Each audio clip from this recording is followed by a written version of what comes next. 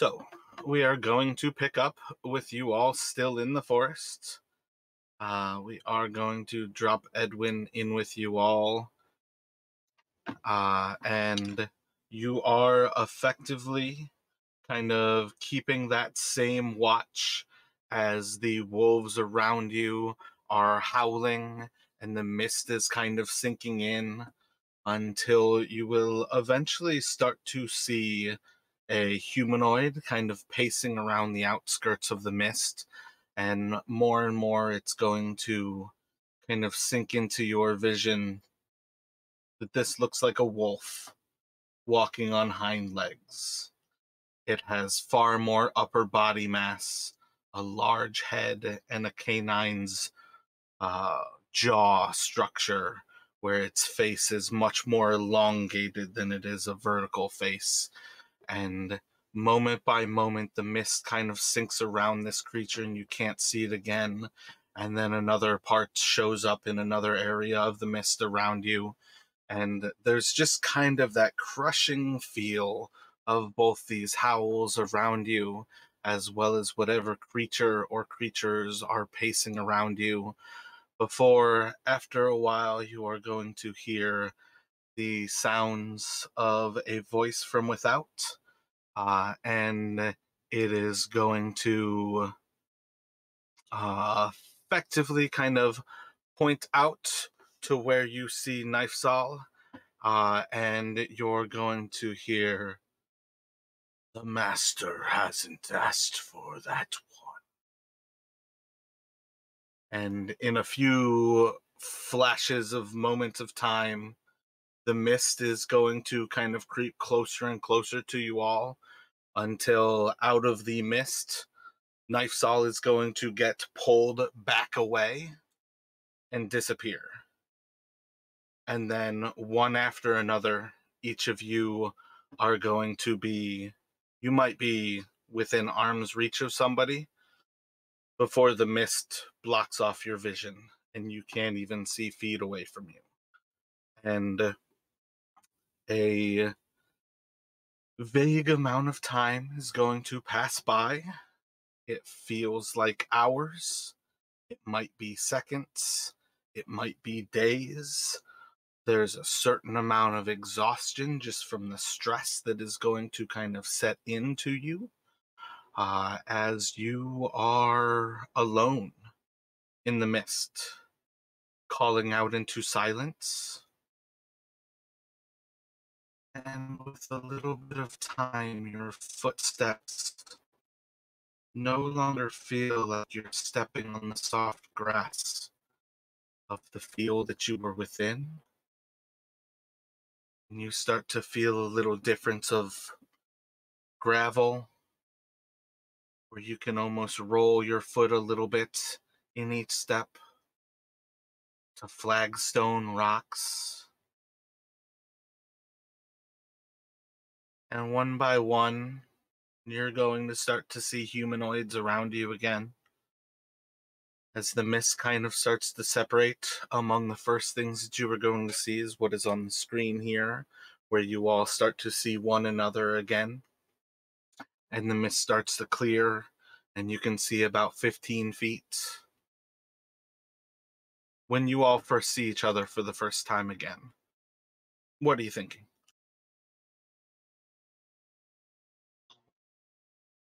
So I come out of a daze, confused and scared by what just happened. I look around and see similar fear in the eyes of others.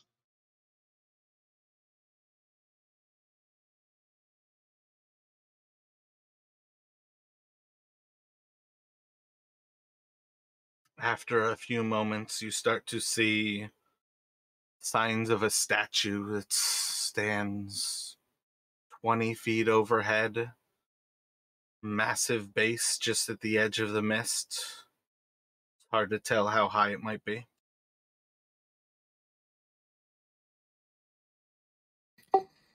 My God, what is that? I point towards the statue. Can I go just kind of look at it? How close are you approaching it? Let's What do see. you think? looks like I'm about 35 feet away. It's up in the top left corner, right? Indeed. Yeah, I mean, I'd like to run over there and just get a better look at it. How close do you think is getting a better look at it?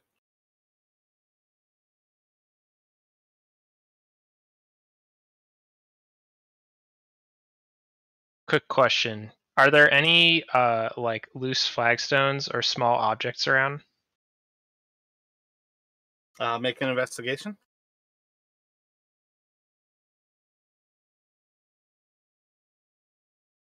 So as you approach the stone on the ground, you can certainly see that there is definitely signs of this having collapsed from a larger structure.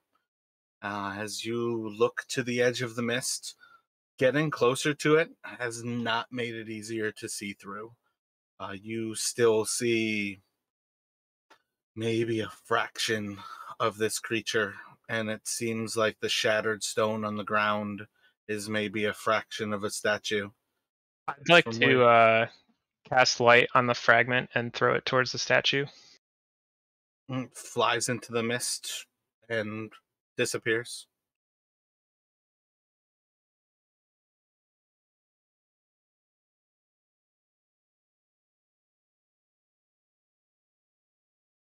Hector says, I believe we should move together. I don't trust anything around in this mist.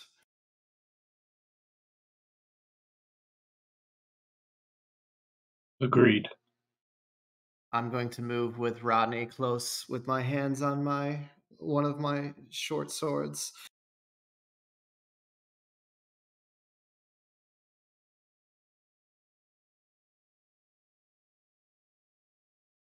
Would I be able to see with my night vision?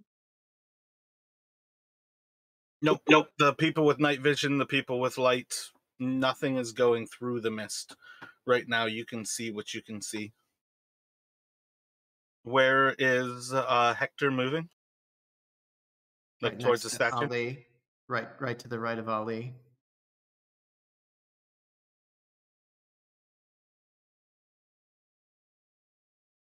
As you move to the right of him, a corridor of mist opens up to the north of you.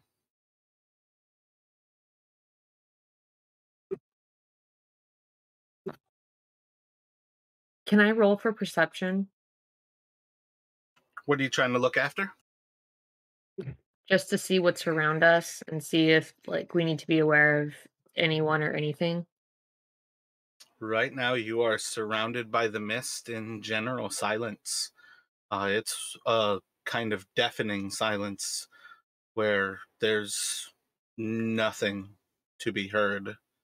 It's almost as if the mist is consuming any light, any noise, everything.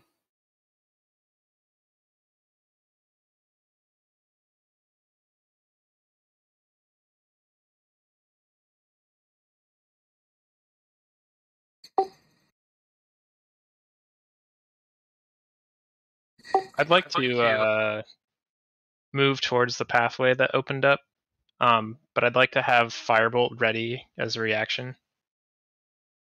What is the trigger?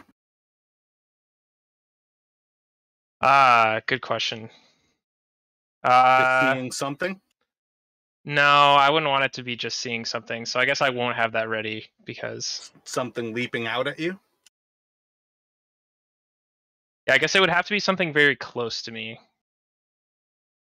So, as you start to approach that little corridor that opened to the right of Hector, you see as the mist spreads even further, and there's going to be a large set of doors that are viewable, and they stand 60, 80 feet tall, each of them 12, 15 feet wide, made of wood and made of metal, and they just stand open before you.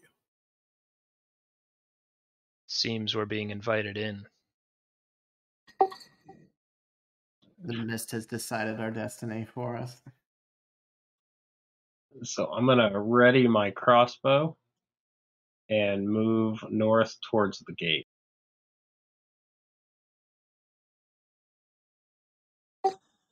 Yeah, I'd like to join the party and just ready ready my short sword in case anything were to, come out of these doors and try to attack us.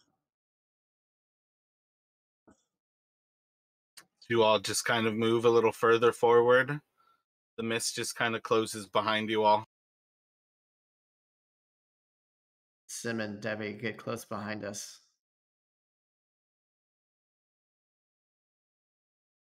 All right, yeah, I'm following close behind. One hand on my leg that's still bleeding. Same. Before we enter, perhaps we should check on the wounded and see if we need to mend any wounds.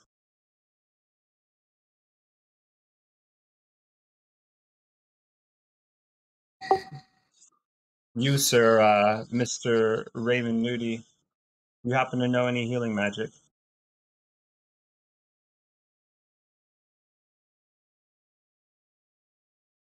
Does anybody in the party know any healing magic? I am looking right now, and I don't think so.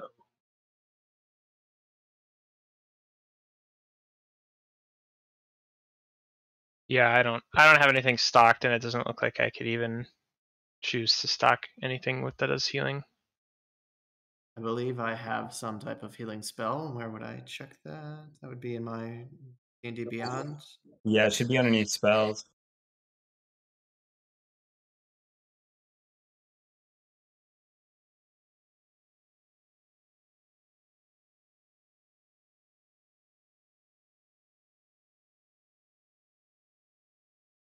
And a quick mechanics question. These are big, like, city, like, palisade gates, so Mage Hand is, even if it's not technically a locked door, Mage Hand's not strong enough to open them, right? Mage Hand can move 10 pounds. Yeah, I wasn't sure on the exact number, but I thought it was small, so okay.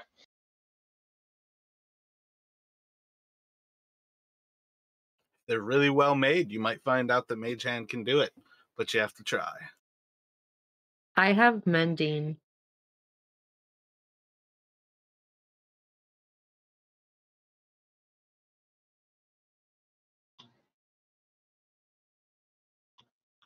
I do too. Is that for like armor and clothing? Mending can fix a lot of things like that, yeah. It looks like Brendan has Lay on Hands as one of his paladin features. He basically has a pool of power that he has up to 5 hit points that he can touch somebody and restore hit points to them.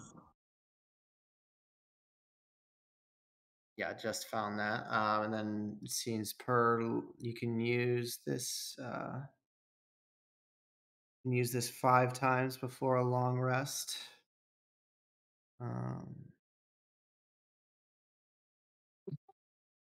Oh, I Is also it worth it now to waste one of those 5 times? No, I think it's if you are. I forget how hurt you both are, but I believe Debbie, you are quite injured. Debbie, I have healing word.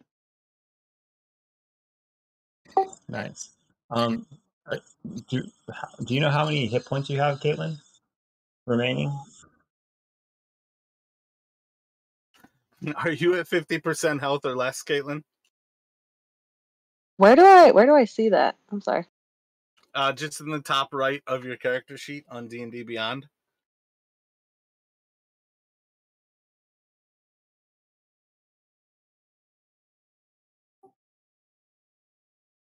From my memory, Debbie, I believe we should really heal you up from that terrible wolf bite on your back thigh.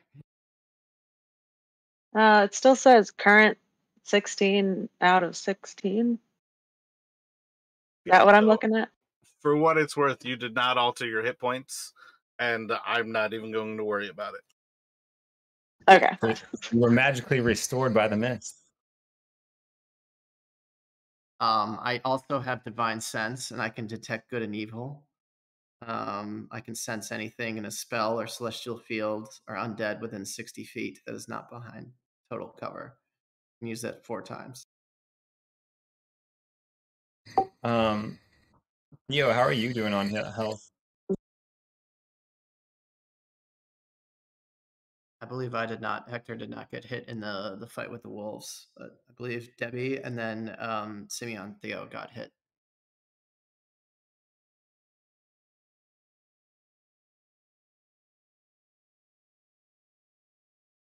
Looking across the character sheets, it kind of looks like everyone's still at full health. I say we could probably keep moving and keep track going forward. Sounds good. If I'm not mistaken. Well, I'm gonna test. I'm gonna try to use Mage Hand to open one of the doors. Do we want to wait for the rest of the party to kind of catch up? Yes. This is assuming that we are kind of, medieval SWAT team, like stacked to enter. How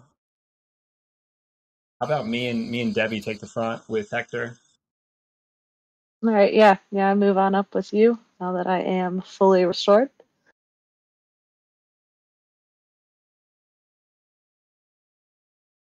Get behind the tank. So you're just going 3 by 3?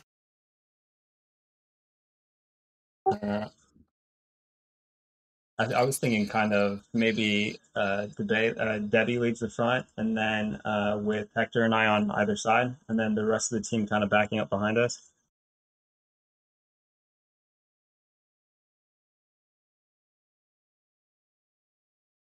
Sounds like a plan. Be ready for this door. And it was the door. The door was a bit ajar, correct?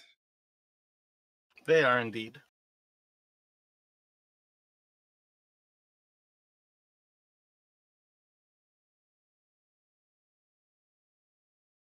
I feel like Edwin's trying to open them with Mage Hand.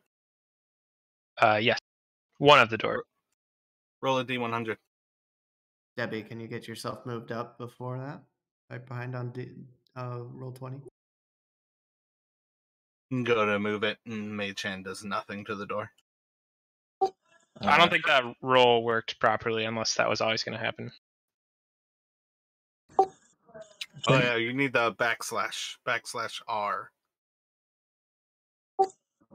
Debbie, come give me a hand and see if we can push this door open. Oh, it's the space between the 1 and the D. Or you can just go to the left side of the screen. There's a polyhedron. There we go. Yeah, I'd like to try to push the doors open with Debbie, if we could. Just a little. Yeah, I'm making my way up. How do I move my character? If you just click on yourself, you can then just drag yourself with left click, or you can actually move around with the arrow buttons. But as Edwin kind of summons a Mage Hand at the door, it doesn't seem to be budging it in the least bit. Is this door large enough for us to kind of go through one by one, or we need to be able to pull it open? Like, the doors are open right now. You can get through. They're not closed in the least bit. Okay, so I guess we go all just kind of go one by one through. Can we, Ali, you want to roll perception or at the door's entrance? Yeah, I'd like to. So Ali kind of just listens closely and sees if he can hear anything on the other side of the door, that or sense anything on the other side of the door. Roll a perception.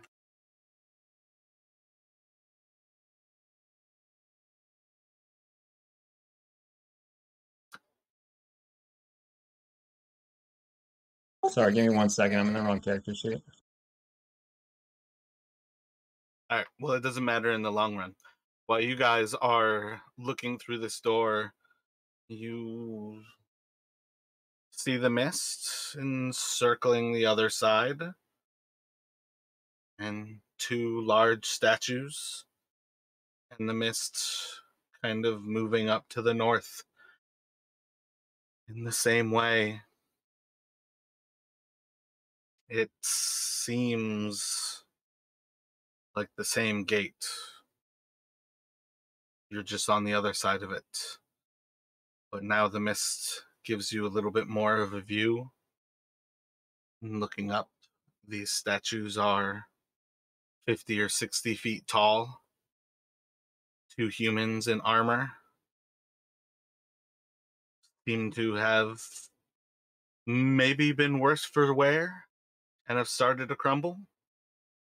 But in general, they still stand uh, pretty nice for having the damage that they've got on them and the apparent age that they might be. Can I take a look at? Can I take a look at where that damage on them might have come from? Does it look like slow, natural weathering, or is it maybe something a little more active? What are you thinking more active? Like nothing about our last few hours has been natural, so I'm suspicious of these statues. You can roll an investigation.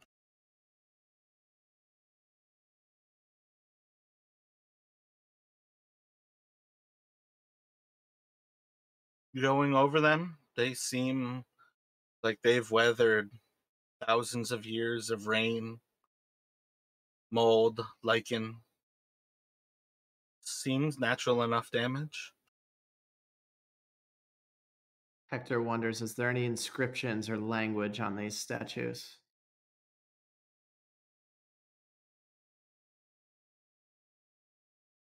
Roll an investigation.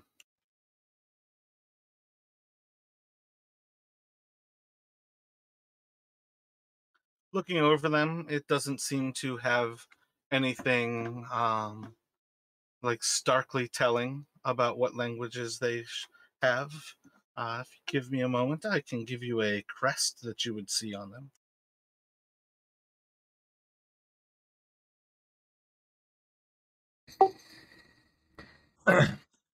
As Hector, looks around, see if there's any inscriptions or anything like that on the statues. I'd like to just kneel down and kind of look over the path and see if I can pick up on any um, footsteps or tracks that might have been made within the last day or so. You can do another investigation.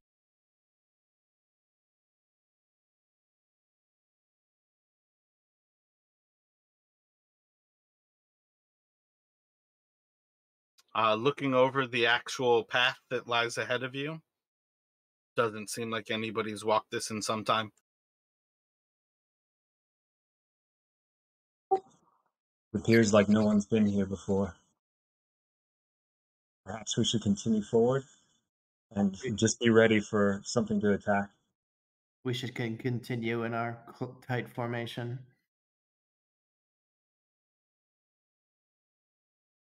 Debbie, lead the way.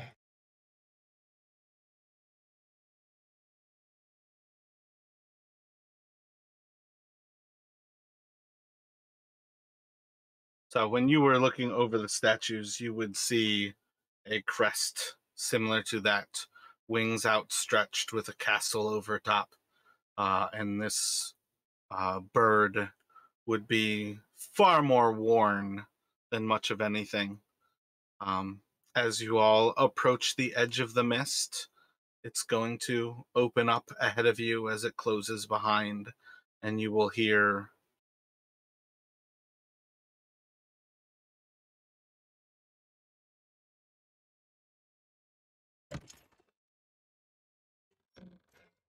slam of the doors as the doors behind you apparently close.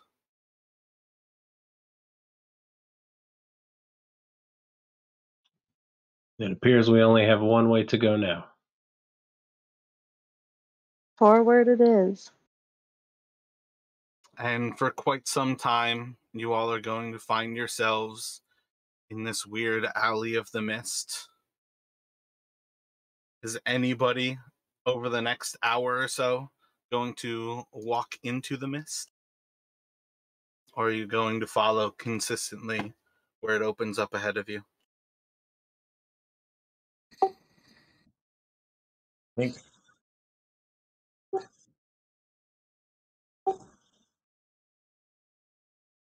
Yeah, I'm just gonna stick. I'm gonna stick with the Myst. I ain't messing with that. So you have each other, Yeah, and gonna that feels. Go ahead, Theo.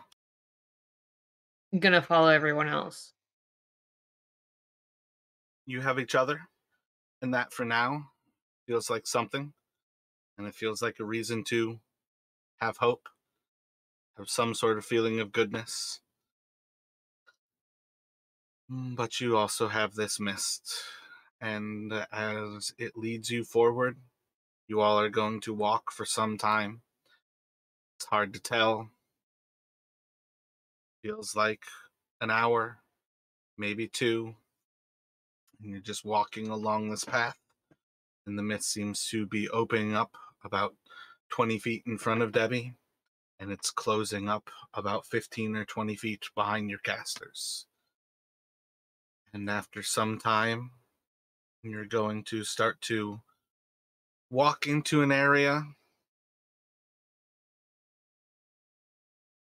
where you smell fresh running water,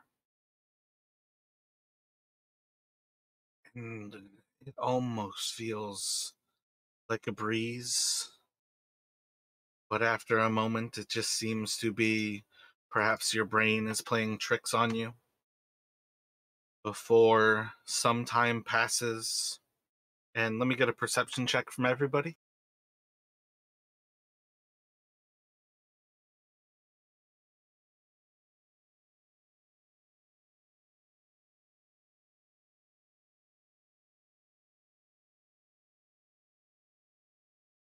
That's that big money.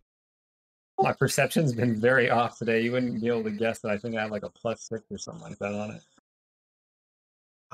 What is that? Theo, can you give me a perception?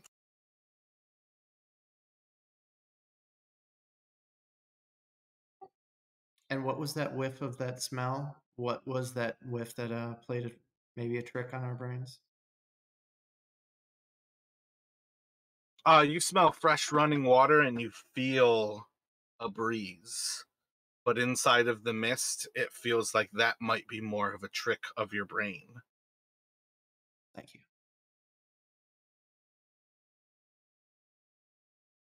How do I roll in Roll20?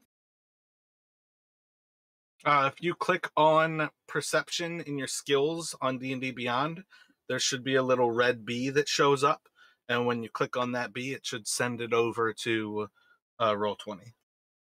At least for me, I have to hover over the number to get the B to pop up.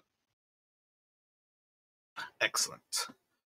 So, Hector, as you all are walking and following, I had you just kind of like back into the left of Debbie, but while you are walking and just following the Myst, you're going to be the first to notice. Was that a house? You saw something that almost seemed like a tall 2 or 3 story structure. Made of brick, maybe? Painted white with large pillars. But it was there and gone. And you don't see it anymore.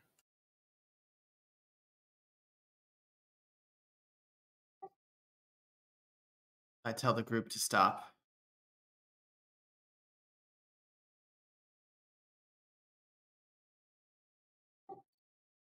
We make a walk towards this house. Is the Myst clearing for us, or is it gone? If you'd like, you can walk into the Myst. Where's the Myst leading us now? Still in front of Debbie. Away from that house. I'm not seeing a map. Yeah, I'm getting. There's no map here. Okay. If you guys zoom out, you might see the calendar and a little dot of where you've explored already, and your character is in the southeast side, but there's no actual map where you currently are. Yeah, okay. I asked the party, did anyone else see that house we just passed? No one else picked it up. I did not. Saw nothing. Nada. Can you guys believe what we saw earlier? I could have sworn that I saw a man that was a wolf. Agreed. I've never seen a wolf stand so tall. And myself. My God, I wonder if he's still alive.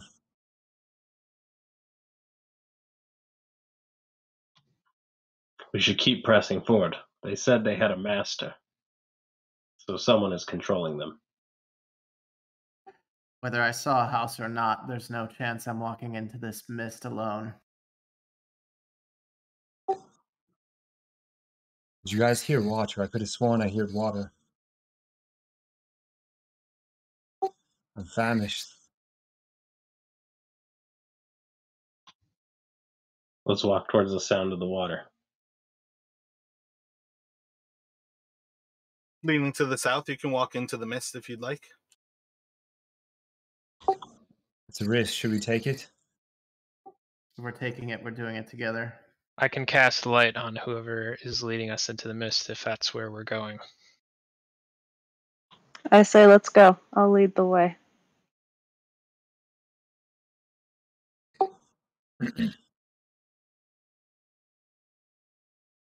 After the water, Indeed. Could I cast a spell, Divine Sense, here? for the presence of good or evil. Yes.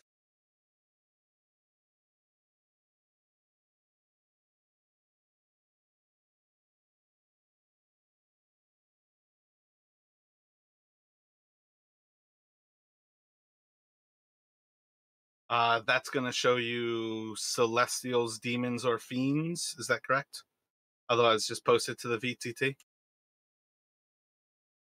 If you click the, I think it's if you click the spell, it should pop up within the BTT. Yeah, if you click on it, it'll show a button that says display on VTT. Or otherwise, just confirm for me that it's testing for celestials, fiends, devils, undead. I just copy pasted it here.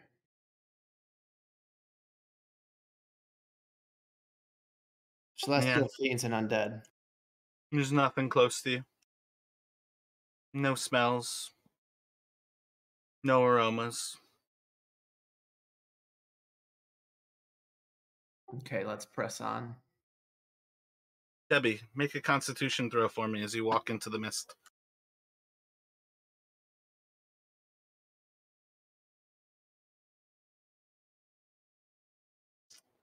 Within about a meter or so of stepping into the mist, you can feel your body is burning.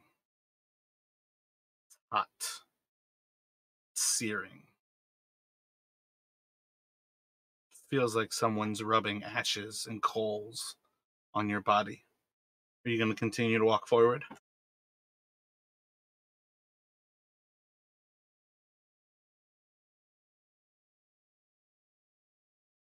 Well, I don't know where else there is to go. But Like maybe we should turn back. If you guys are walking towards the water, that is basically taking a hard left turn from where the mist is leading you. Otherwise, you all have been following a corridor of mist along what appears to be a road for some hours right now. I feel like this mist plays tricks on our bodies and our minds, but it obviously knows where it's sending us.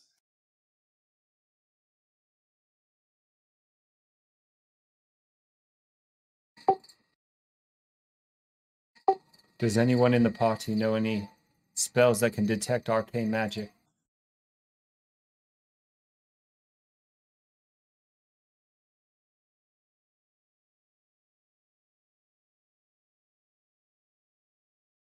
Guess not. I have detect magic. I just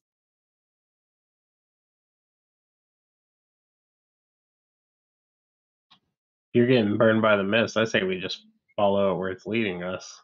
My vote. Let's press on in this infernal hell. I mean, down the path, because Yeah, I have detect magic. I don't have it stocked, so I'm kind of at the mercy of where this is leading us. I'm kind of wondering if this mist is magical. I mean, it seems that way. At least. Well, I'm a storm sorcerer, and it didn't let me light it up, so nothing about this has felt natural so far.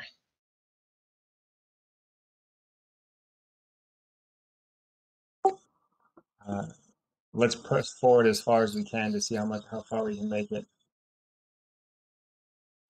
the houses, the water, it's all tricks, I bet. Let's press on down this path. There must be people nearby. There has to be.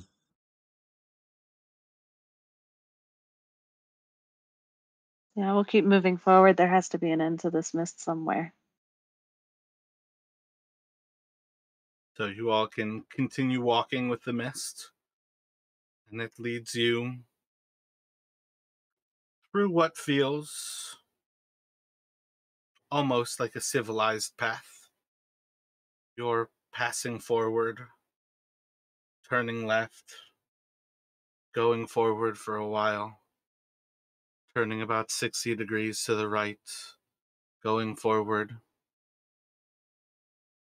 Around that time, almost in unison, Ali and Raymond will notice signs of another house. And in the moments that they see these stairs that lead up onto a porch, it too is consumed in the mist, come and gone. There's a home here. I see it as well. Let's knock on the door and see if anybody is home. Are you walking into the mist? Yes, I'd like to walk towards these steps and see if I can just feel around and knock on the door. Make a constitution saving throw.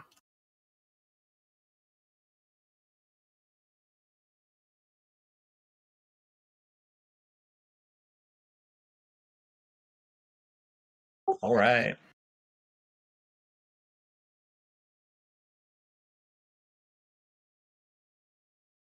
As you walk forward into the mist where you saw the stairs, you feel the burning sensation coat over your flesh and push forward, sure that there must be someone that you can reach on the other side. And as you climb the stairs, you can feel your flesh burning. Take 2 acid damage. Ah, my flesh! It's on You fire! continue, you continue to push forward towards the door and reach out and knock. Roll a d100.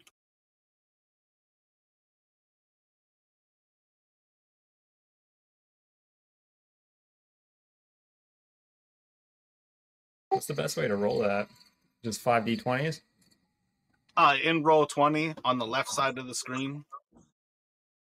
Otherwise, just type in roll 20 /r space 1d100.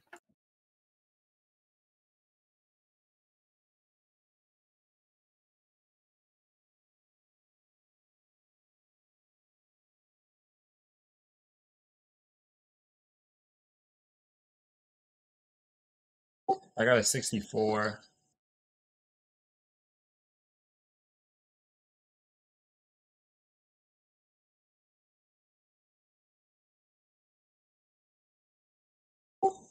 I rolled the 64, Mara. I clicked the dice that are in D&D Beyond and just like 520. And you can't do 520s though, because that makes it 5 to 100. Got it. So I just have to do roll 1d 100. There's a polyhedron roller on the left side of roll 20. You can select that, and that's got D4 through D100. You can select that for specific dice rolls, or you can just do a /R space 1 D100.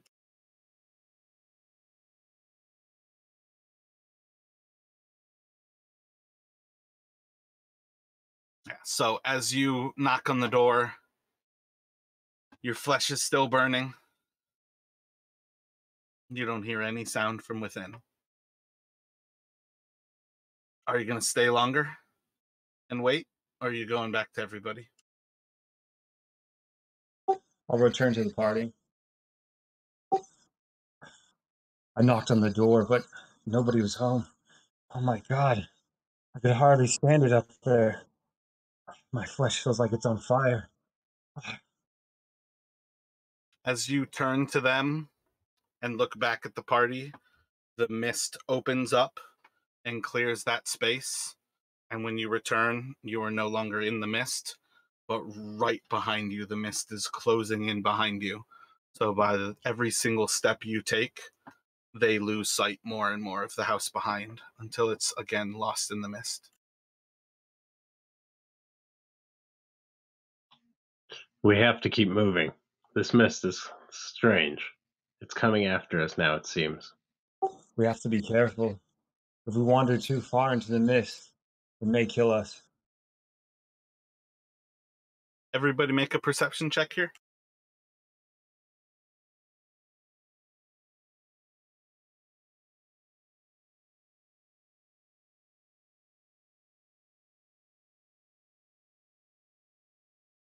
So pretty much everybody but Raymond at this point is going to notice that to the north and a little bit west of you all, the mist is almost opened up to where you see this vast castle sitting almost a mile, probably about a half mile above you all, easily about 2,500 feet or so. And it's probably about 2 miles away, and you guys can't see much more than 15 feet ahead of you. But you can see this castle, and it's clear. It's dark, but it's lit by moonlight. You look to the right of you, 2 to 3 feet. Look to the left of you, 2 to 3 feet. 15 feet ahead, a mile to this castle. This mist is not normal. Nothing about this mist should feel normal. But ahead of you, you can see about 20 feet. And if you'd like, you can continue on. Well, I guess we know where we're being led, but it still begs the question of who is leading us. And why? I don't like the way this feels. I feel like we're being led into a trap. Would you prefer the trap or the mist? Do we have a choice? Doesn't seem like they've left us any other option. I'd like to pull Ali's arm out and inspect the burns on his arm. As you roll down my sleeve, you can see that, like, it actually physically looks as if acid had been poured on my skin, and you can actually see some of it's gone away, and that there's a little bit of blood, and it looks like an open wound.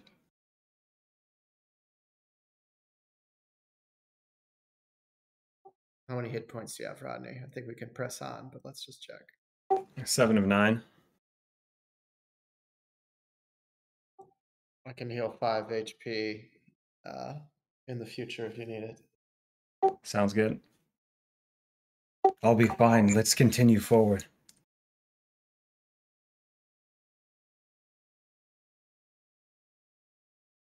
Just a mere flesh wound. Yeah, let's keep moving forward. After another few moments of moving forward, you constantly have your eyes drawn off to your left, off to that castle, and it's continually in view. After about 15 minutes, Ali, you're going to pick up the sound of a child crying. Does anyone hear that? I could have sworn I heard a child. if everybody stops and you're all quiet, everybody will be able to hear the sound of a small child. Rose, will Mom and Dad be back for us?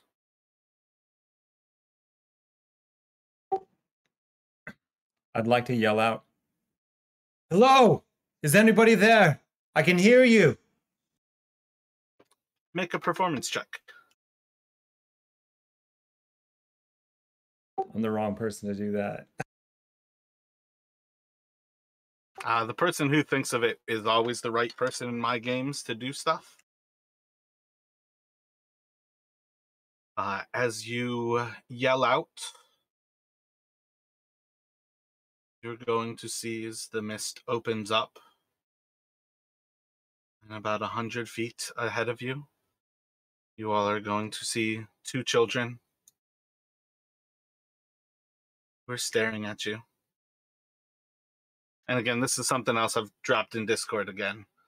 And you're just going to see these two children, little boy holding his sister standing over, both of them just curiously looking over towards Ali. And as you kind of focus in, you see that they're standing on the steps of a house right behind them. Hello, children. Do you happen to know where we are? We've been lost in the mist for hours.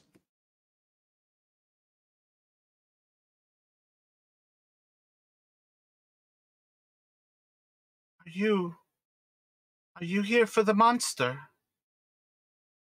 Monster? What monster do you speak of? Mother says there's a monster in the basement. Of this house behind you?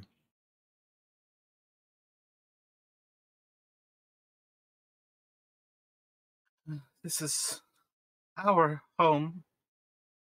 We're afraid of the monster. Rose says Mother will be back. Mother will help us. Where did your mother go? How long has she been gone? The monster's in the basement. Have you seen the monster? What does it look like? I've seen many things in my life, but perhaps I've seen it.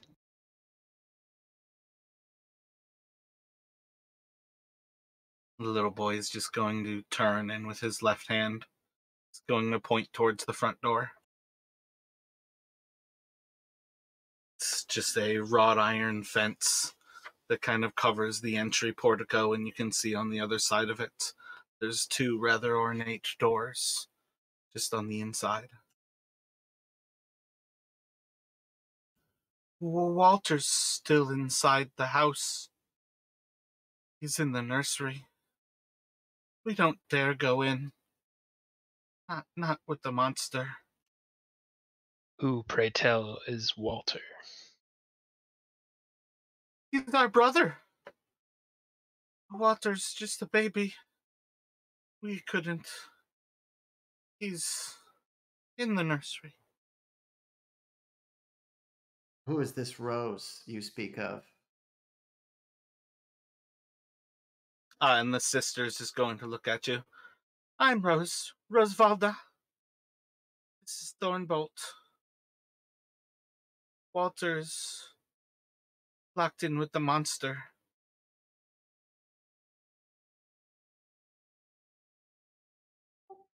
Hector pulls Ali back and confers with the party in private, whispering, "What's your take? Is this a trap or something for sympathy?"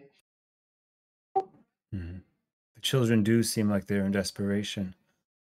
However, I wonder if they may know more about where we are and where we might be able to find a tavern or an inn to get some rest.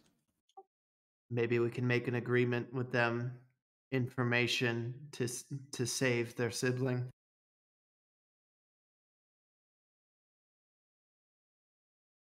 But this monster they speak of, I wonder if it's the same one that we saw in the woods. That terrible beast that took away Nycel. About how large is this house? You all can see at this point about 4 stories tall. It's probably about 60 or so feet across the front of the house, potentially having like 3 or so rooms. There's kind of 3 by 3 windows on like the lower stories, and then you can see that like the top, the attic, seems to have like at least one kind of larger section, but it kind of opens up on the back. Again, you all have an outside view of the house inside of Discord there. Am I able to make out any other nearby homes? Nope, the mist is again contracted around you all. Pretty much you have been led to this house by the mist, to these children. These children didn't speak of a father. Perhaps we should ask them where their father is. They said their mother disappeared. Nothing makes sense in this place. What say you all, party? What should we do? Well, I That's can't fair. hurt to talk to them a little bit more, at least. I say we clear up the monsters in the house and help these children.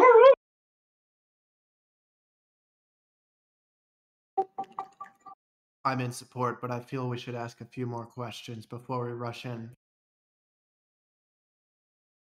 Who will stay with the children as we go in? What if this monster comes outside and makes way with them, like they did Nycel? No one should be left alone in these parts. If we leave someone, it should be at least 2. Agreed. I can save Do the do children. we want to go down into an enclosed area, shorthanded, to deal with this monster, if it is in fact down there? I can That's bless true. someone's weapon with Searing Smite.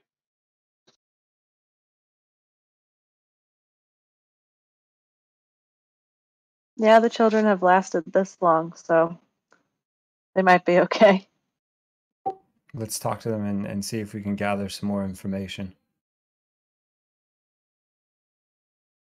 Children, where is your father? You said your mother had left, but do you have a father? Is he here? We haven't seen mother or father for some time. I hope the monster didn't get them. Am I able to perceive if these children are human or some other race? For everything that you can tell, they seem human.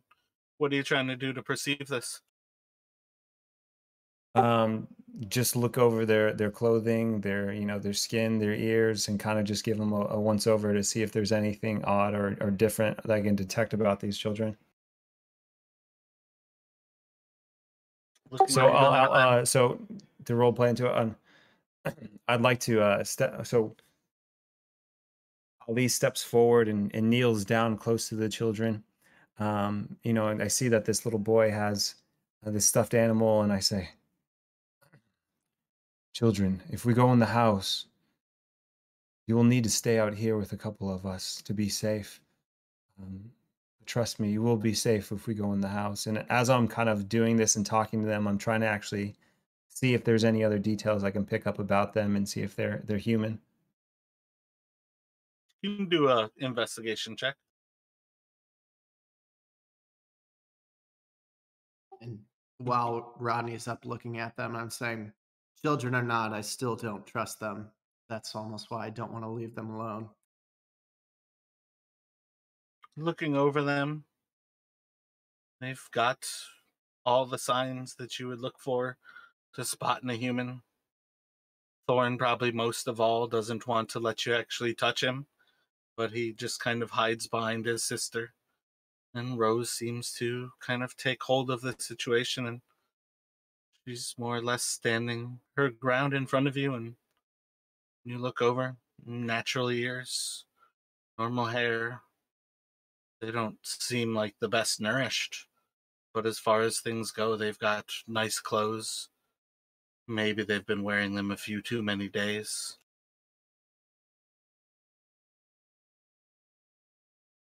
Children, if we go inside, can you do me a favor? Can you tell us where we might be and where we might seek lodging for the night?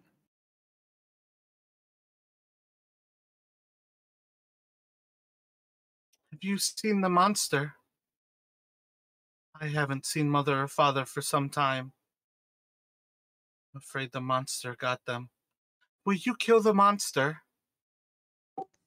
Children, yes, we will go inside and face this monster, but you must be able to tell us where we may find a home. We've been wandering these woods and through this damn mist for what seems like hours, days. I have no idea, but please, we must find some place to stay tonight.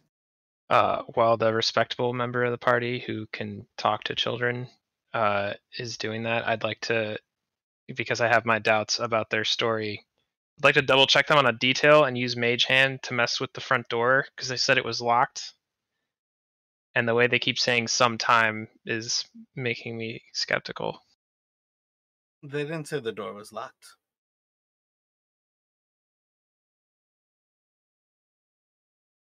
But you can open the front door. The gate will open up. And it opens up into that little portico where the double door is.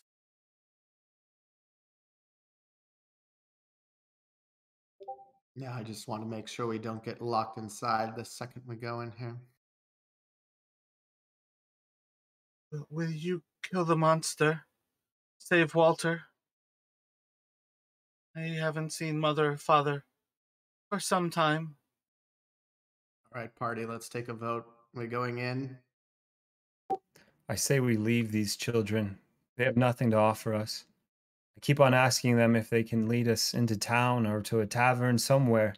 They just keep on speaking of this beast. I don't know if we can trust it. Years of dealing with shady characters in the underworld, and this has given me every whiff of a sketchy situation. Hector scoffs at their story, no longer whispering. Did we just go? If we can clear this house, we could stay here for the night, with or without the children, depending on how it turns out. And if the house is haunted, Moment by moment, the mist is getting closer and closer to you all. You damn have to, about 5 feet away from the kids at this point. damn to hell, the mist is surrounding us. I'm afraid it is beckoning us inside. We may not have an option. I'm going to The start mist- with Banana. The mist is decisive where we are not. So, if possible, I'd like to grab the older daughter. Ali grabs Rose's hand. Children, follow us. I don't want to leave you out here in this mist. It may kill you. Please follow us. Won't go back in that house. You don't have to go back in the house, but you have to at least be in front of the door. This mist is coming closer and closer. Trust me. And I roll down my sleeve and show my flesh. This is what the mist will do to you if you do not. You've seen the monster? Damn I've it. not seen mother or father for some time. I'm afraid the monster's taken them. Growing annoyed, I say, damn it to hell, child, shut up. I told you, if you do not get away from this mist, it will kill you. Now follow us closer into toward the house so that we may go and look and venture inside. Anybody who's not inside of the portico, I need you to make a Constitution saving throw.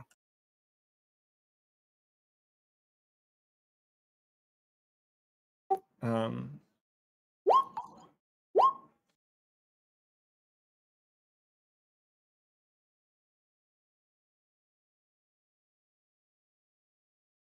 So, as your flesh starts to burn and the mist sinks down on you, who gives a fuck about the kids and who's getting inside the house?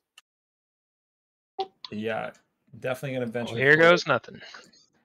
Is there windows on the house? Yeah, there were 9 windows that you guys could see on the front of the house. There's a picture of Discord of that house.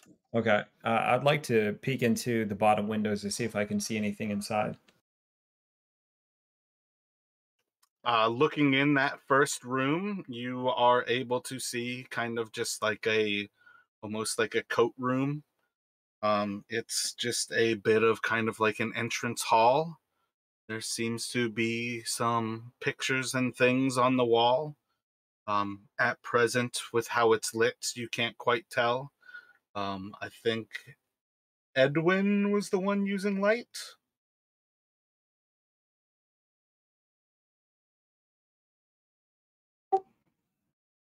I don't see any. I cast that a long time ago, so it shouldn't be active still. It's an hour, but it depends on what you cast it on. The last time I cast it was when we went into the mist looking at the water. So I think that was. So if you just let it go out, are you going to do that? Otherwise, at some point, Ali is looking through that window trying to spot something. Do you want to create light for him? Yeah, I'll cast it on his sword again, or if he's holding something up.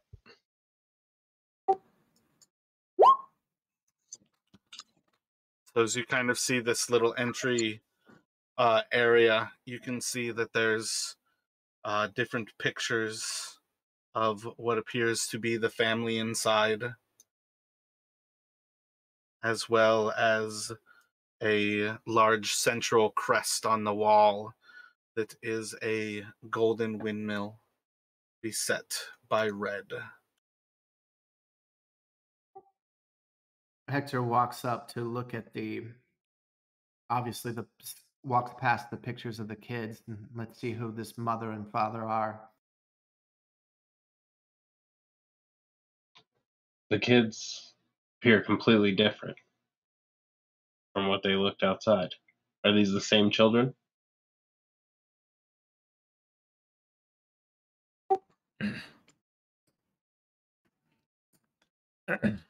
There's maybe a little bit of years beyond where they are here, but they look similar enough facial structure wise. Maybe a little bit more gaunt in what you saw outside than what you see inside. Seems like a well-to-do family. Huh. So strange. And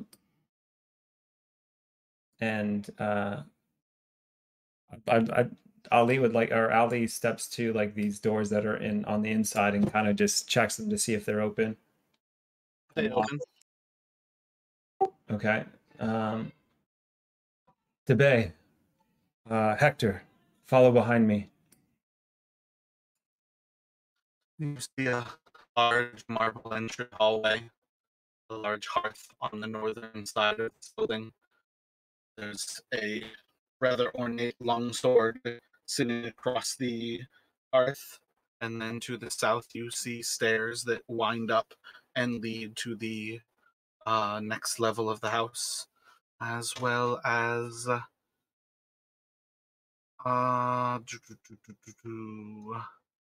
one more entry kind of in the southeast corner. I believe the children said this beast was in the basement. Should we go upstairs or downstairs? What say you? I say we go upstairs, because I'd always have the high ground and fight down. Was there a mention of a nursery and someone named Walter? Yeah, let's secure this infant if he really exists.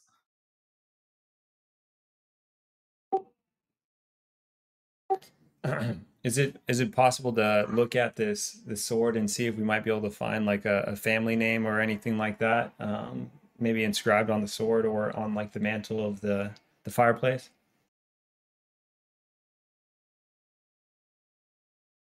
The actual family portrait would list that the family name is Durst. Got it.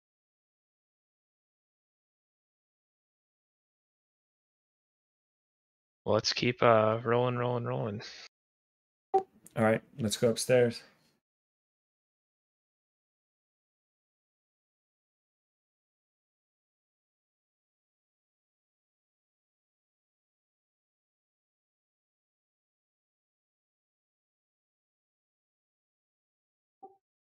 I follow right behind Ali with my hand on the hilt of my short sword.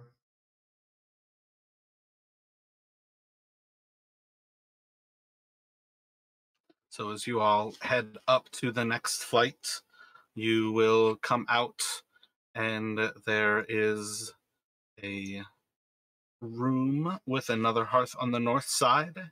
There are 4 armored knights that kind of stand at the corners, and 2 doors on the east and 1 on the west side of this hall.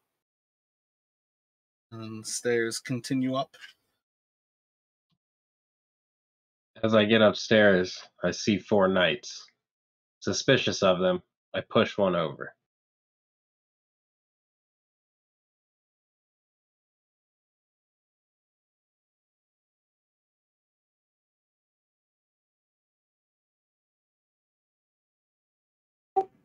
Debbie, can you do me a favor and listen in on that other door? I'll take this one to the right and you take the one to the left and listen in and tell me if you can hear anything inside. I'm on it.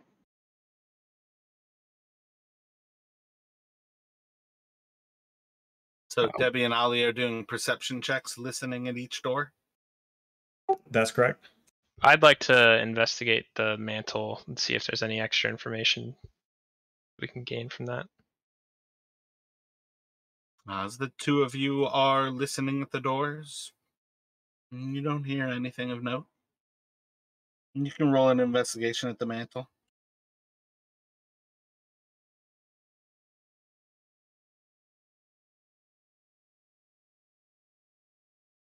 It looks like they make fire here.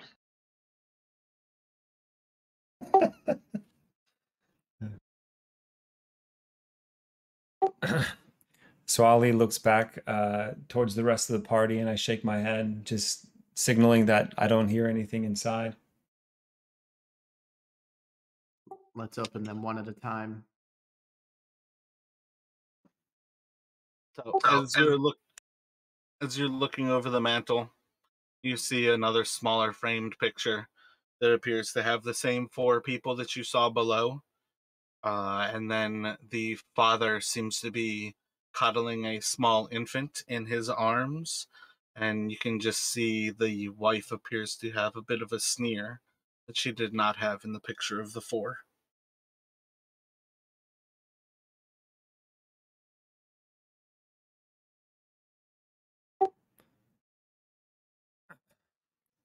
How about we follow behind Debbie and prepare our weapons? She can kick in the door in case anything is inside.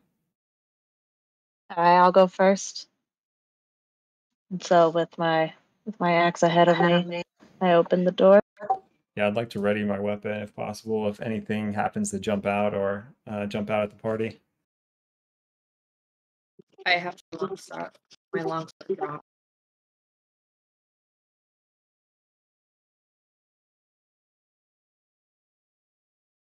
So as you all pop into the room, you see a bit of an entertaining hall. A bunch of old chairs line the halls. You can see big, long, red curtains that cover up the windows that you would expect to see here from what you saw outside. Piano, a harp, hearth.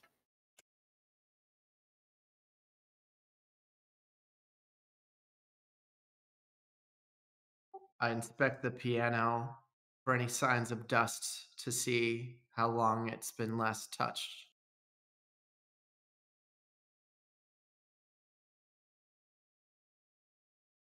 Make a history check.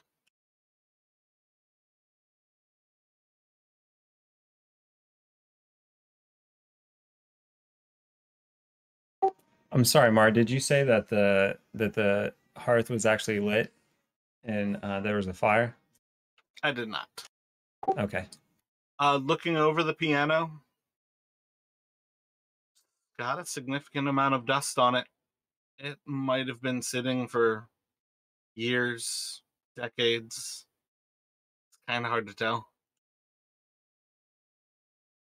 I think these parents have been gone longer than those children let on. I don't trust them one bit. There's windows in this room, correct, Mara? That we can see outside? Yep, there's 3 sets of curtains from outside. You all would expect that there are 3 windows, and those 3 sets of curtains are probably. You gonna go move them? So Ollie walks to one of the windows and pulls aside the curtain to look outside to see if the children are still out there. Immediately upon opening the curtains, you're already locked in eyes with the kids. They are staring at you like they knew you were about to open that window. I kind of jump back just a little bit and shut the curtain. Those children, they saw me. It's as if they knew I was going to open the window. Strange. I don't like this. Let's try to get through this house and get out of this damn place. Agreed. Let's keep moving and kill this monster. Let's check Alright. the other side. Yeah, I walk to the other door. Before we walk out, I kind of just run my hands along the harp. Ring. It's pretty horrifically out of tune. Can nothing be right in this place?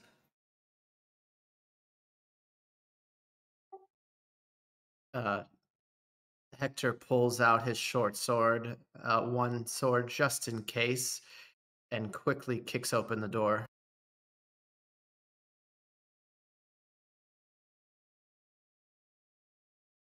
You see a small library before you.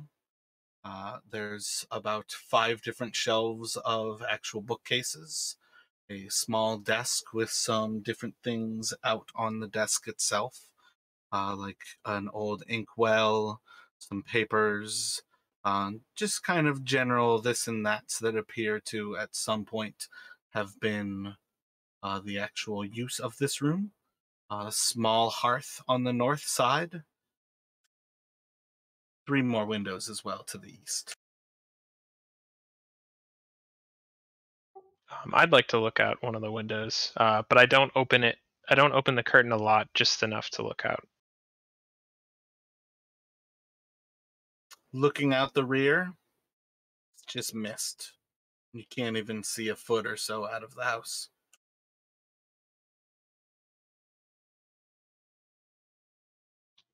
At least there's no mist in this house. I'd like to scavenge through the desk and the papers to see if I can see any letters that might have been written and left. Kind of just disclosing family business. Roll an investigation.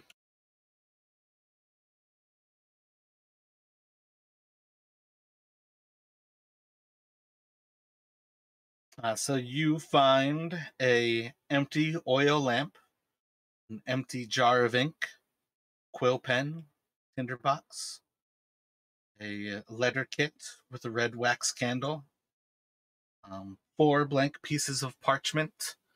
Any of them that you touch just instantly crumble and decay with time, and a wooden seal with the windmill that you can associate at this point to the Durst family.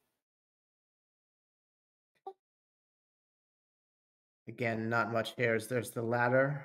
Is this the attic where that infant could be hiding? Perhaps the infant's downstairs in the basement. That's like a bookcase ladder for like getting to the top shelves of the bookcases. Okay.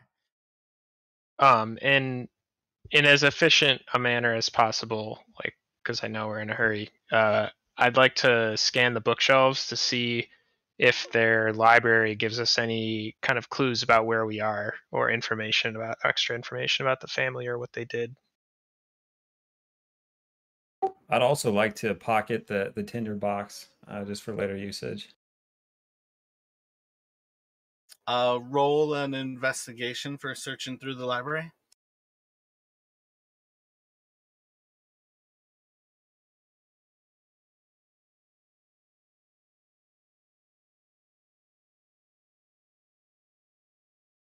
Kind of glancing through things. There's a fixation on devils, demons, and summoning creatures. Nothing really jumps out at you, but it's pretty horrific to kind of look over this library and see how fixated they were on vile creatures. Hector, you said that you're into the balance between life and death and summoning magic. Do you happen to know any of these books?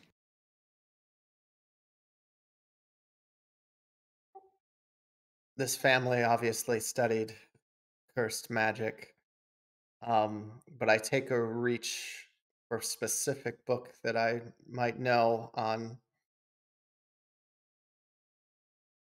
Is there anything I could roll for on the bookshelf, or should we just move on? You could roll an investigation. Flipping through some of the books.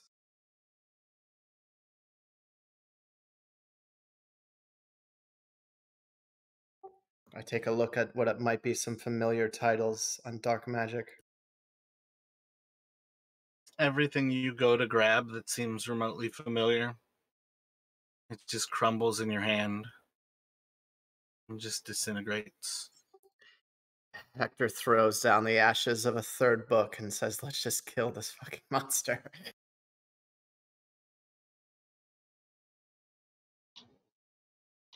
Agreed. Downstairs then? Let's go to the basement.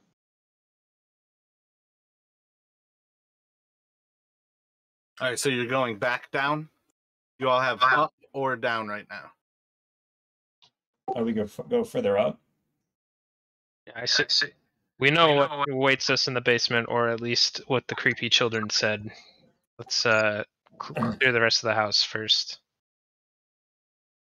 Yeah, I didn't know that. I didn't realize there was upstairs. Jim, Yeah. what's your character name? Edwin? All right, Edwin, let's get it done quick.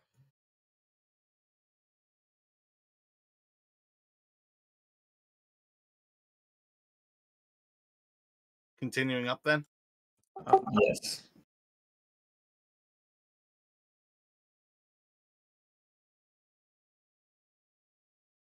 Perhaps we should split up this time, 3 and 3. Sinmorn, Edwin, come with me. As you all move up to the top of the stairs, you're going to see a balcony. All right, slow down all. If I'm describing something, just try to listen to me and don't move around. Because if you're doing stuff happens.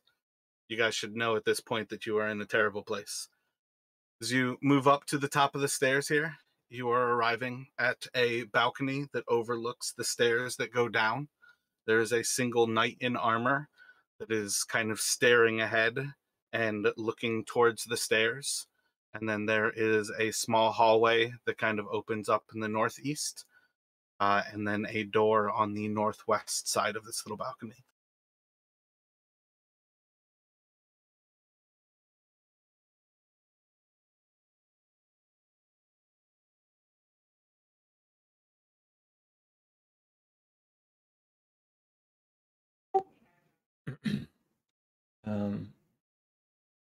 I'd like to step toward the hallway that's in the northeast, I think you said.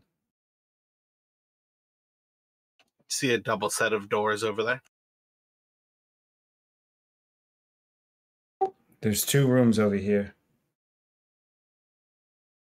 Perhaps we should just explore these 2 rooms and come back and see that other room that's at the entrance. Hector lines up behind Ali again with his one sword out and his second hand on his other hip. Ali's still with his short sword out. Asks the rest of the party if they'd like to check out the other room while Hector and I go explore this first room. I'd like to move across from the other door against the opposite wall and use Mage Hand to open the door.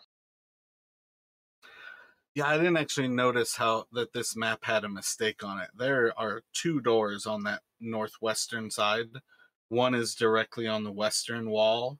It looks like, I think that is Edwin's character. No, Edwin is over on the right. What is that, Raymond? Like just to the left of Raymond, and then there would be one that is north of Raymond.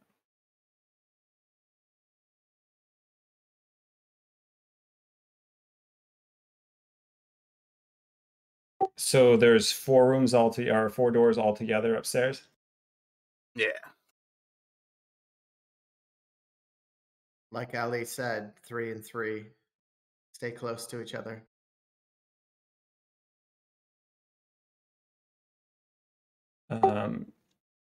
So with my short sword drawn, I kick open this door that's just south of this other door, just below it. So is the other group being left in darkness?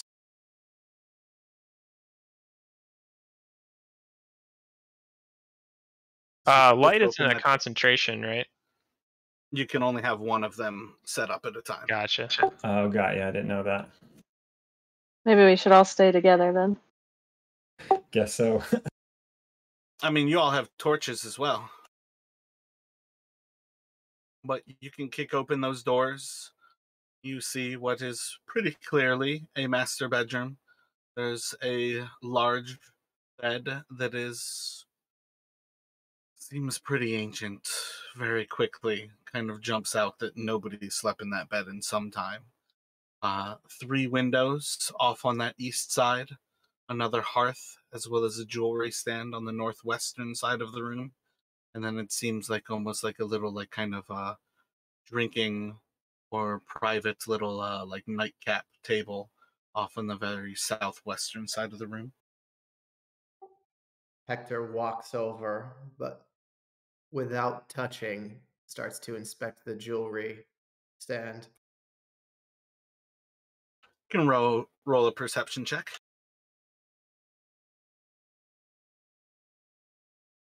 And you said there's only a single door over here. The 2 doors are by the balcony.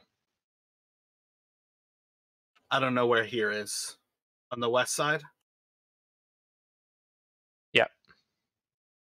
No, there's a double door that Ali kicked open.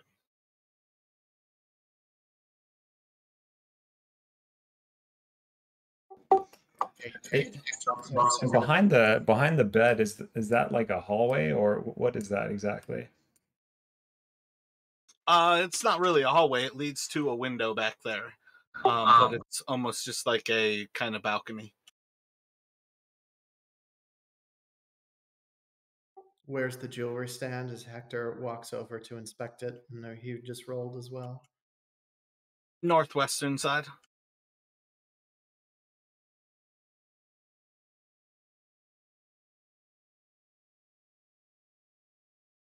Careful not to touch it, Hector just looks at the jewelry stand with the edge of his sword hilt.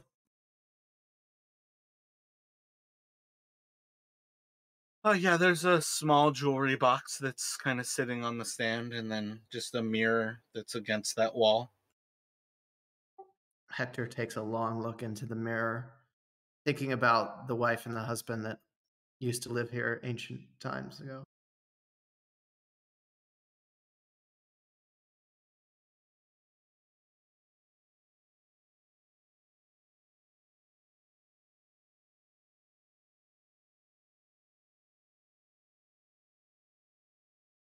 Debbie checks to see if there's anything left in the decanter on the table.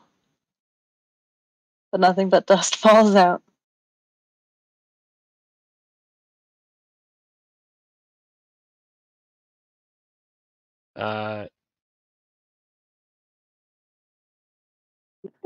Sinmore investigates the drawers, but nothing but mothballs.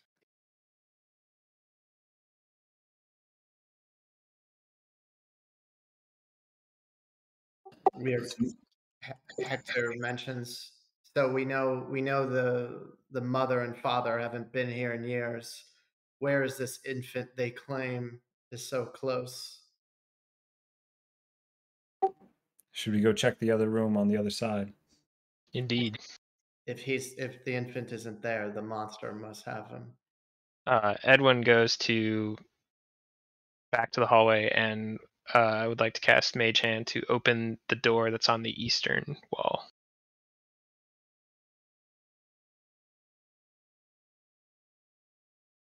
I will follow behind Edwin. The moment Edwin casts that, everybody stop moving yourselves because you're rolling for initiative.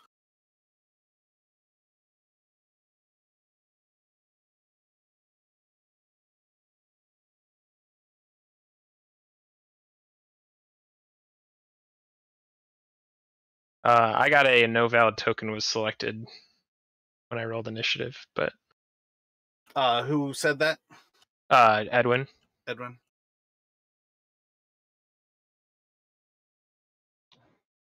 Same for Raymond.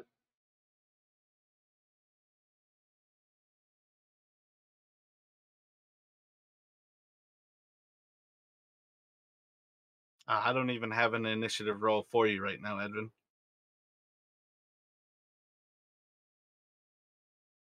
I mean, I rolled it from my character sheet in D&D Beyond, so I'm not sure what's going on with that. I've never had good luck with the initiative tables in Roll20 though. Yeah, normally you just have to click your miniature beforehand and then click the initiative, but what did it roll when you rolled initiative? 21.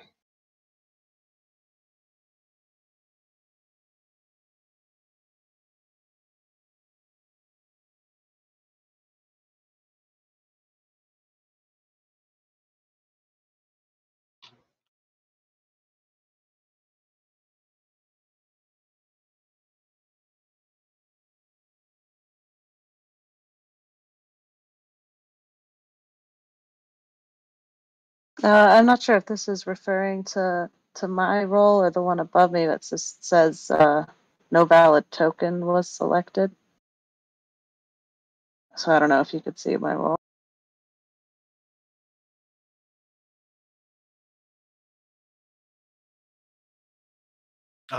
For Debbie, no. Oh, I've got you 17. Okay, yep. You said there should be an initiative button off my token. Yep, to the left of your armor value on D&D Beyond. You just Oh click yeah, the no, actual I token on clicked Roll20. I clicked initiative on D&D Beyond. That's how I rolled it. Yep, but like the token that it's asking you about is just like select your token on Roll20 and then roll initiative, and it should add you to the initiative tracker. Gotcha. So the moment you open up that door, there is going to be a horrific, ear-piercing scream. And you are going to see as a wispy blue creature is flying towards you.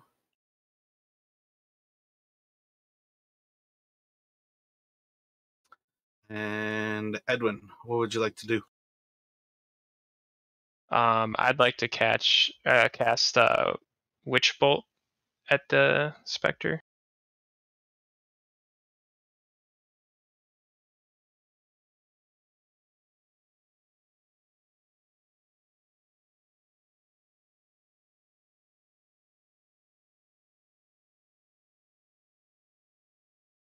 It just flies right through her body, and she's continuing to move towards you. I step back to make room for people who aren't rolling this poorly.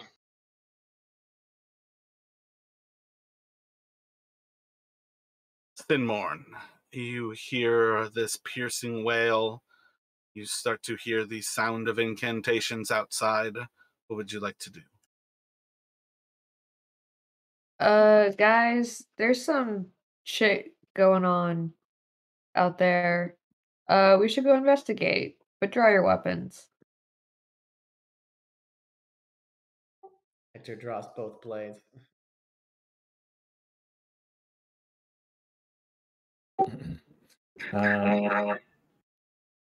Yeah, I also ready my weapons and Hold on.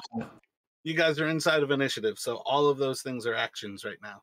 Is that everything that Sinmorn's doing? You're just kind of readying everybody? Can you repeat what I heard again? Sorry.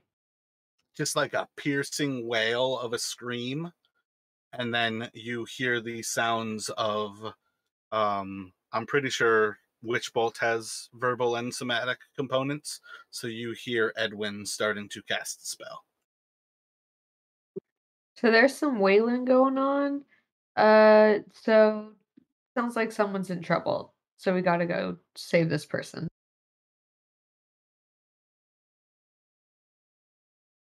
Stop moving. Sinmorn, are you moving or are you just saying that right now? I'm not moving. Gotcha. Debbie, what are you doing?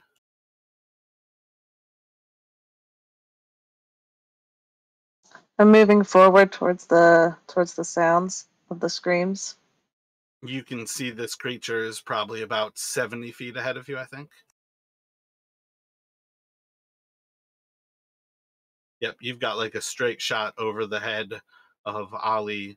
She's just across the entire house. It's just a glowing blue and white creature, and she seems to be just kind of sailing with no like bob or anything to her footsteps, and just kind of moving right towards the two of them.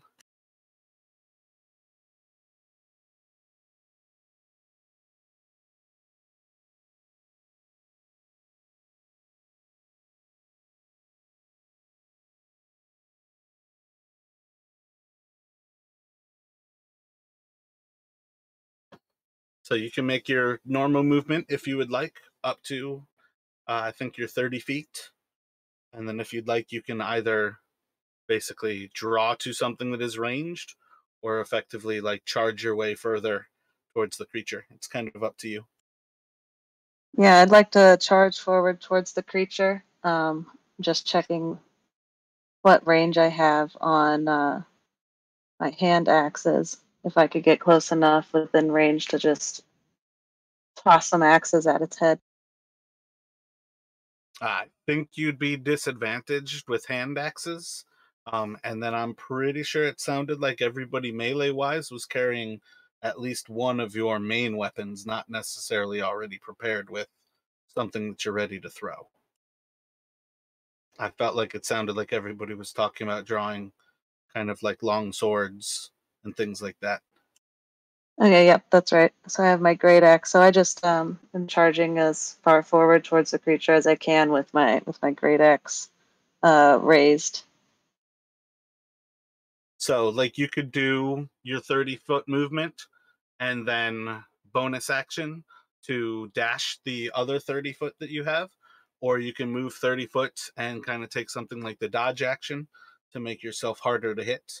But those are kind of the big things, like to decide how you want to move forward here. And then Ali's going to be on deck. All right, so I'm going to rush forward.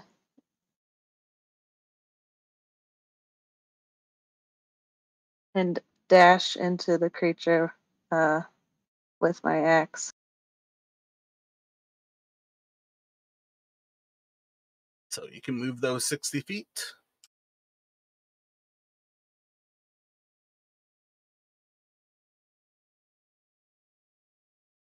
I think your 60 would put you 10 away from it. Yeah. And Ali, what would you like to do? I ready my weapons and kind of just watch down the hallway to see if this this thing will attack Debbie, and as I ready my weapons, I just get ready if this thing lunges or goes to attack Debbie, then I'm going to go in there and get the jump on it. All right, what is your weapon? What do you think that you're doing here? What do you Sorry, do? I'm pulling out my short sword. All right, so And then you kind of had like, nothing drawn before? huh? You didn't have your short sword already drawn? Sorry, I was going room to room with the short sword. So yeah, so all I'm gonna do then is just really lean kind of against the doorway and kind of just look down the hallway as Debbie runs past me to see what happens. Are you taking like the dodge action? Not dodge, just ready. What's your trigger? If you're readying an action, what is the So trigger? the trigger is if this creature lunges forward or moves to attack Debbie. Then you're going to swing at it. She's already outside of that movement range. You would need to be there if your trigger is that something moving towards Debbie is something you're going to attack. I see. Just because I have to get around Debbie or what? No, like a readied action is purely for a very particular thing. So if you're readying your sword to swing, you're swinging it from where you are. Otherwise, you have to move to that place and then use your action to ready the action. I see. Okay. Let's see. In that case, then I'll draw my my bow, and I'll shoot an arrow down to see if it hits. All right, so you can drop your short sword, draw your bow, and fire an arrow. Sounds good.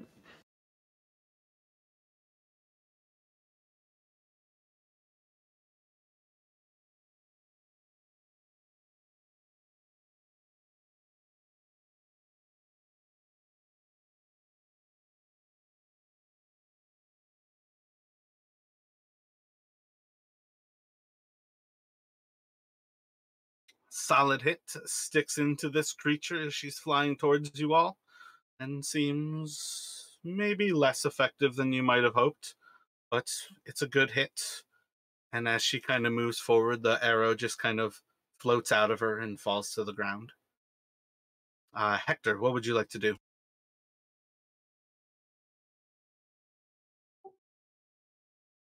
I'd like to draw my other sword and move into the central hallway.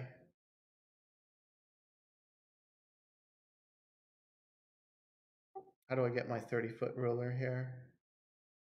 Or 15 feet? You can either just do it by moving like actual squares at 5 feet, or the ruler is, I think, the third from the top for you all. Looks just like a kind of straight line at a or not horizontal, at a diagonal.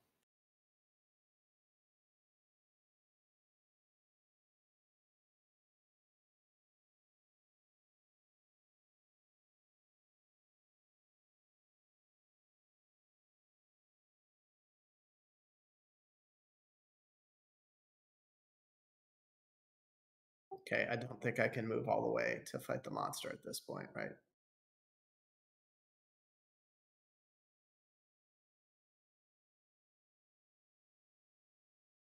Yeah, I think your maximum move, including a dash, would be to basically get in front of Debbie.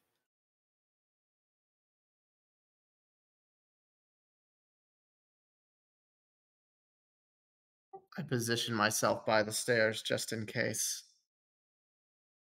Both swords drawn. And to Raymond?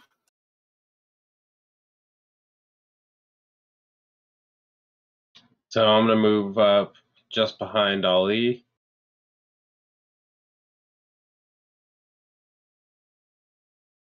And I'm going to fire my crossbow at the entity.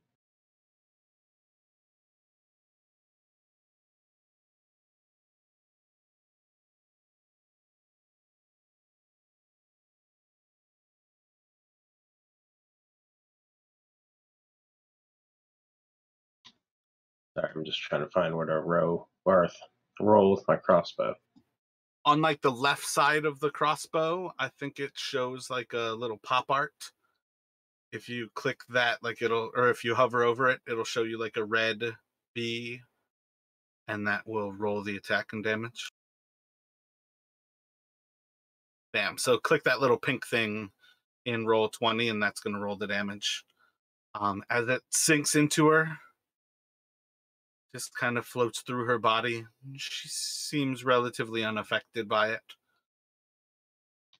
For my bonus action, I'd like to put Searing Smite on Ali's second sword that I see affixed to his back.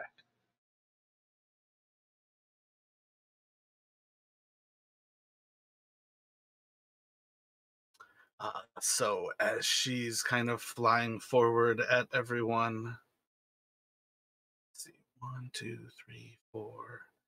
She's going to move directly through Debbie, and as she approaches into Ali, she's going to reach out as she's still screaming and grab into your heart. And she will have a big ol' miss as you're pulling your arrow. It's just enough that as she reaches out to grab into you, she's going to whiff you, and it's going to go back up to Edwin. All right. That door is open. Okay, I'm going to step so Ali is not blocking my view of the specter. And I'm going to cast Firebolt.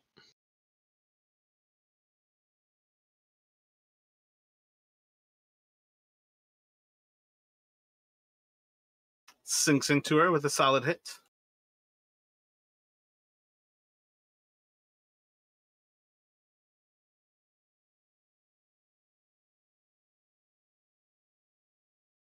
And you just see as the fire just kind of like burns through her body until it kind of flies out of the other side, a little bit weakened.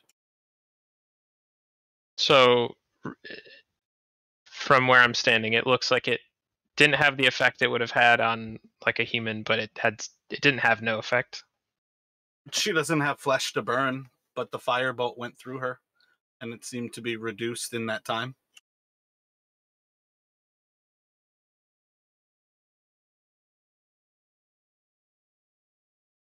And after Edwin, it's going to go to Sinmorn.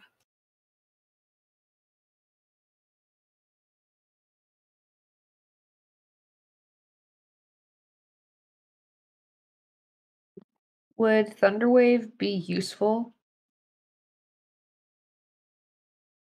You can certainly try. Sure, why not?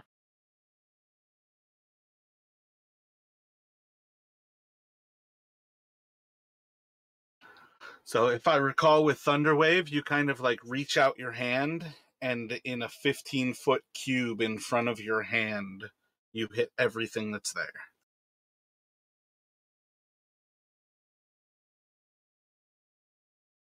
Yeah, they have to make a Constitution saving throw. So you're just reaching in front of you right where you are? Yeah, in the direction of the wraith. Gotcha. So Ali and Raymond also will have to make that saving throw.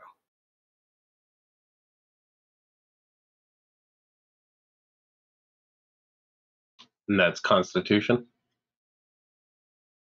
Yep.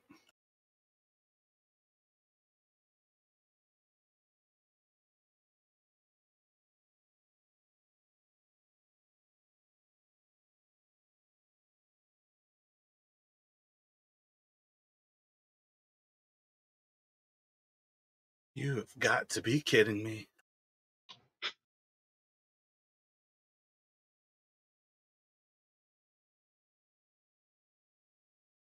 I've rolled 2 initiatives so far and 2 nat 1s.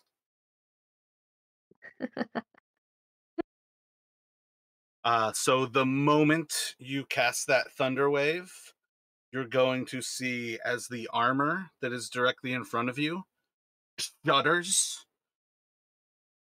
And then it's going to look over directly at Sinmorn.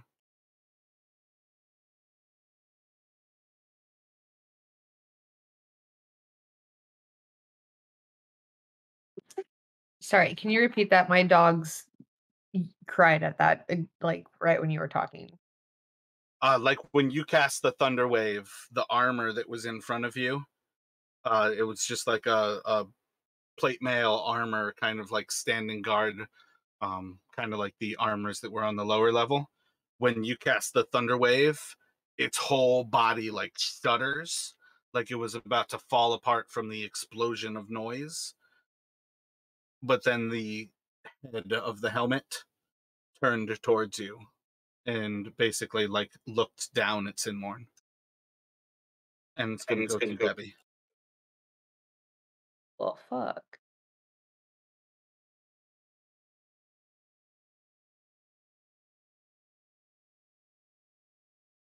So the specter is still just standing there. Yeah, like it flew through you as you ran forward and basically tried to reach out and grab into Ollie's heart and Myst.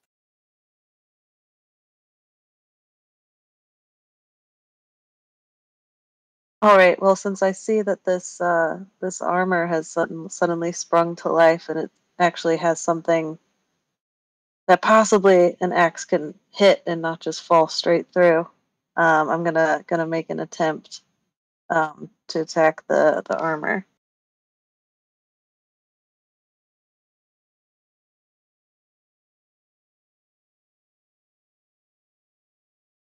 So I move forward with my axe over my head, and I move straight through the specter.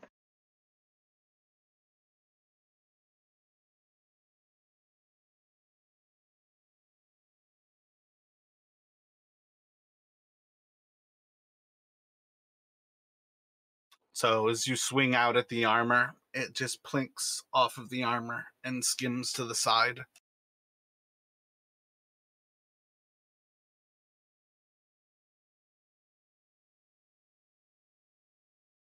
Oof, well, so much for that.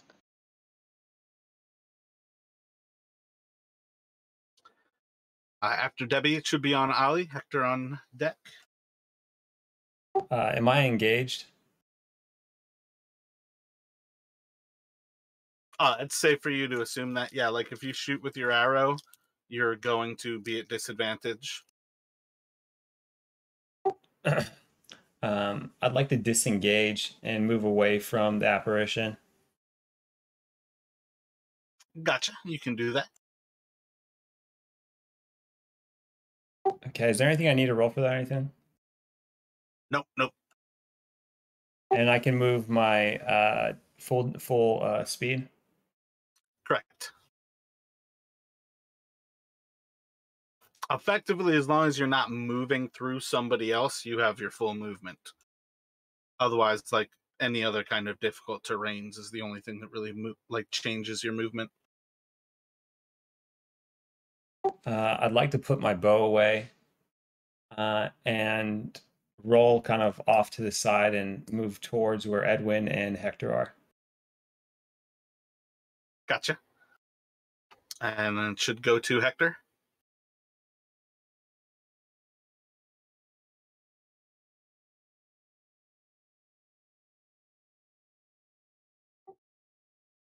Well, Hector had been watching the stairs, but now as the threats are multiplying,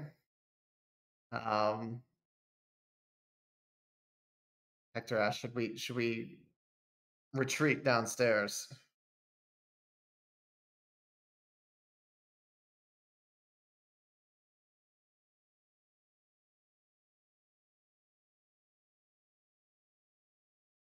But before that, he'll make one lunge at the knight to see if we can really attack him, and makes one quick stab, trying to stab through his armor plates.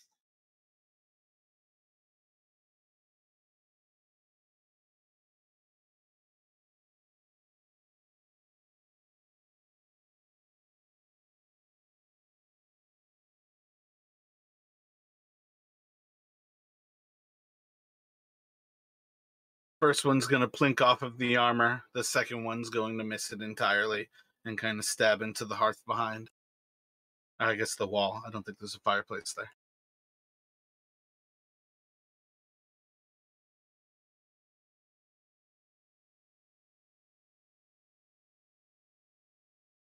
So, Raymond, it will be on you.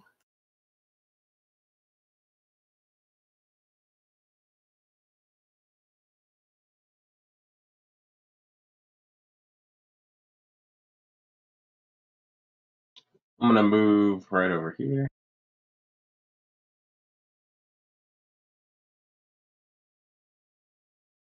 And I'm gonna cast Toll of the Dead cantrip. All right. When you step away from the knight, it is going to swing out at you.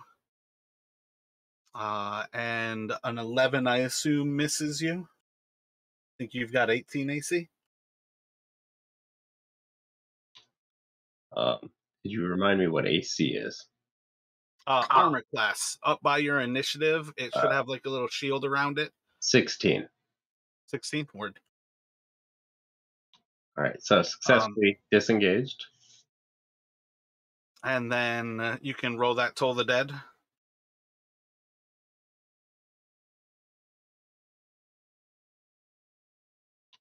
So as I cast a spell pointing at the entity, I scream, "You have no power here." Click the 1d12 that kind of shows up on that.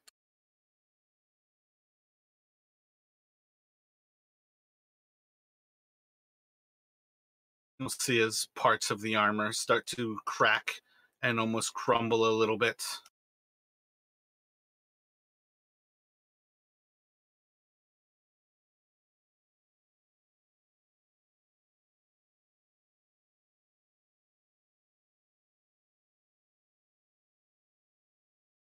The nurse is going to fly forward towards Raymond, grasping out at him, and she will miss as his movements kind of keep him out of that direction.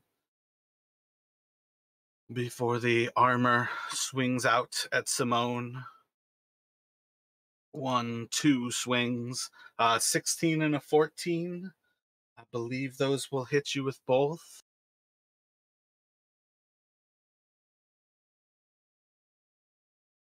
And it's going to do 8 and 5 bludgeoning damage as it swings out at Simone with a stone sword. And then it's going to go to Edwin. Actually, I think, is that going to drop Simone unconscious? Sinmorn? Yeah.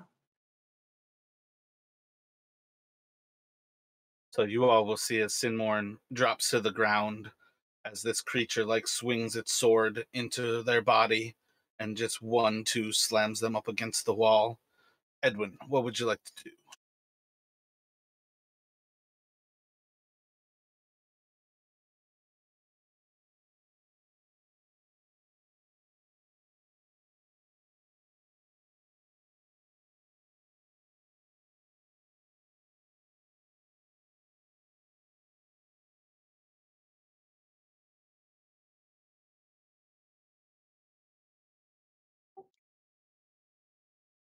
You there? Heard Oh, that. I'm sorry. I'm pushing the wrong button. So I'd like to step to the wall just to get a clean angle and then cast magic missile at a first level. That gives me, I have like 3. I can pick 3 targets, so I'd like to send 2 of them at the nurse and 1 at the suit of armor. So make sure to click it 3 times and then that it doesn't burn extra spell slots. But first 2 at the nurse.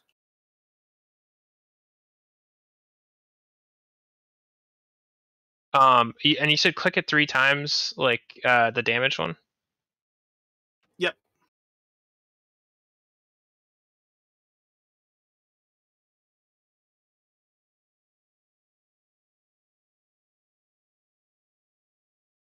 Okay, so then that'll be 4 against the nurse or 8 against the nurse and 4 against the knight. It's 3. Or did you cast it at 2nd level?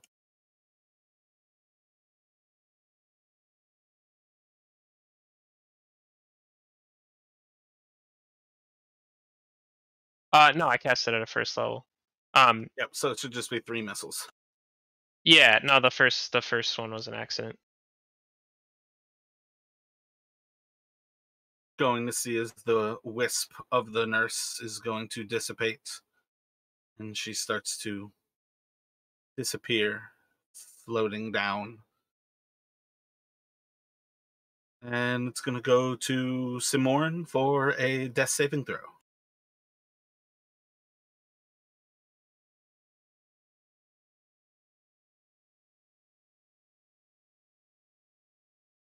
You're going to stand back up. Your longsword is on the ground. Anything else you were holding is on the ground, but you can stand back up for half your movement and go about your turn at 1 hit point.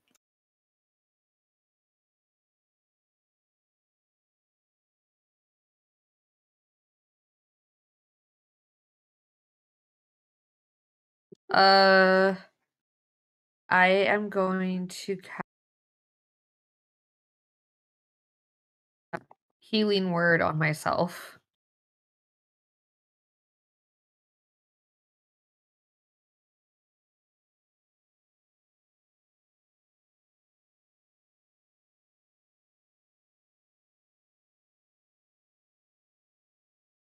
Sorry, 8. Okay, so I'm back up to full health. You should have 10 as your full health, so you should be missing 1.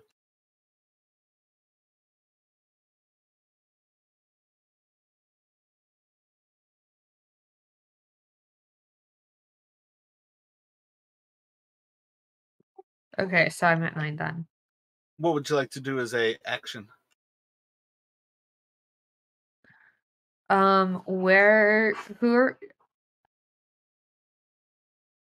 Who can I help next to me? What do you mean help? What are you thinking? Like the help action? Yeah. You've got Debbie and Hector right next to you. Okay, I'll support them how they need me to.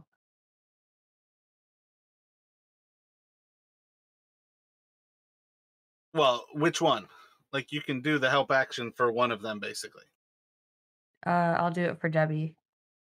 Gotcha. So it'll go to Debbie now, and you'll have advantage on this attack. Okay.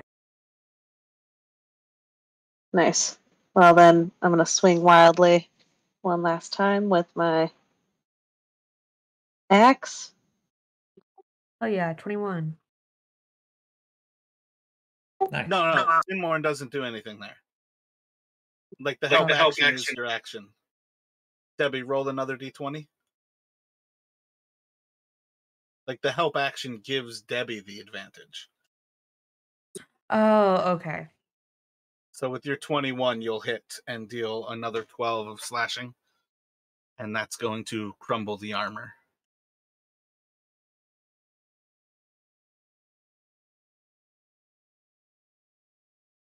And with that, as the spirit dissipates, as this animated armor falls to pieces, that's where we'll pick up next week.